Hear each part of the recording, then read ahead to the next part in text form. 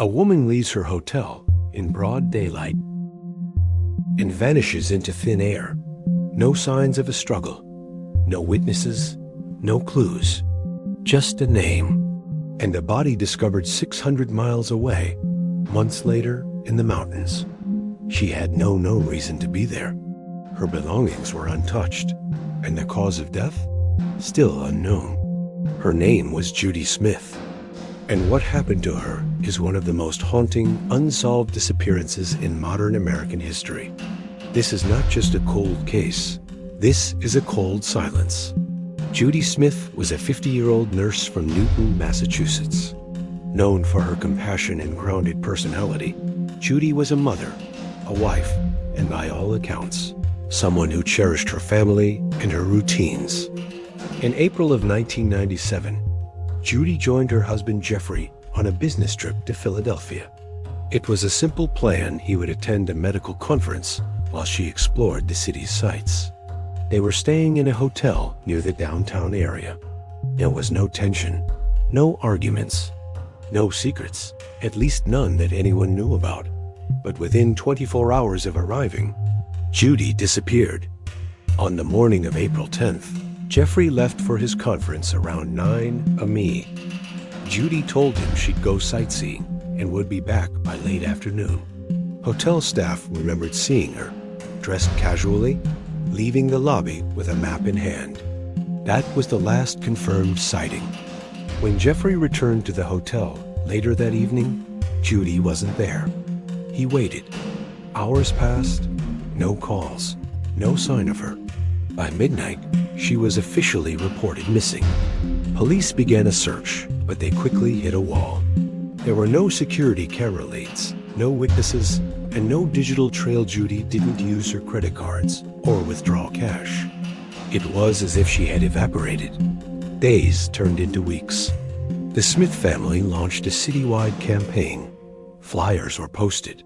Volunteers combed nearby parks and neighborhoods. Local news picked up the story. A hotline was created. Dozens of tips poured in, but none credible. A few people claimed to have seen a woman matching Judy's description, but none of the sightings could be verified. Investigators began to speculate. Did Judy wander off? Suffer a mental breakdown?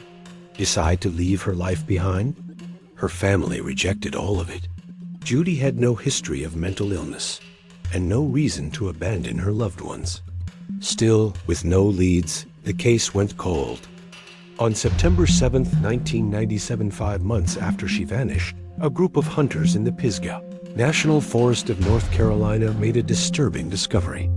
Half buried under leaves in a shallow grave were skeletal remains. Nearby, rangers found personal items, sunglasses, a blue backpack, hiking gear, and eventually, dental records confirmed it was Judy Smith. But this only deepened the mystery. Why was she in North Carolina, over 600 miles from where she was last seen? There was no record of her traveling there, no flights, no bus tickets, no witnesses. Her cause of death? Undetermined. There were signs of trauma, but not enough to rule it a homicide. Yet police didn't rule it an accident either. There were several strange details about her remains. Her clothes were different from what she wore the day she vanished. She had $167 in cash, still on her body. Her wedding ring was missing, but her jewelry and camera were untouched. Some items were placed neatly nearby, as if she had been camping. Investigators proposed theories, but each one raised more questions. Theory 1. Voluntary trip gone wrong. Did Judy travel to North Carolina on her own? If so, why without telling anyone? And how did she get there without leaving any trace? Theory 2. Mental health crisis. Could she have had a psychotic break and wandered off? Her family strongly disagreed. Theory 3. Abduction and later disposal. Was she taken by someone who transported her across state lines and left her in the forest? There was no DNA, no fingerprints, no suspects. And Judy's final days remain a mystery. It has been over 2 decades since Judy Smith vanished from a city sidewalk and reappeared in a shallow grave hundreds of miles away. No one knows how she got there. No one knows how she died, and no one has ever come forward. Her case is still unsolved, still cold, and still heartbreaking. Some mysteries fade over time.